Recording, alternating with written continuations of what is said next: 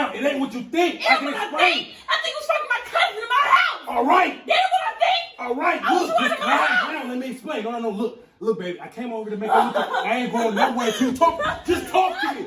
Look, I came over to make up with you, right? And your cousin opened the door. She was talking about it. She had a crook in her neck. So look, I tried to help her out. Wait, Diana.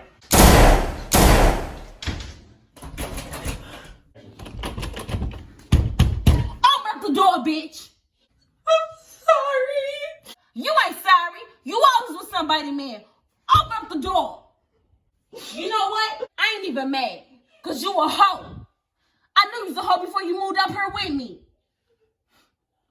I should have never let you move in with me. I should have never brought Les around you. That was my fault. You know what? The only reason why I hurt so much is because I thought you was my family.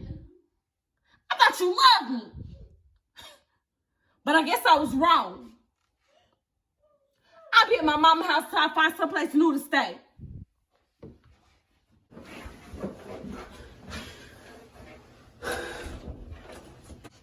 Bitch, you know this is the way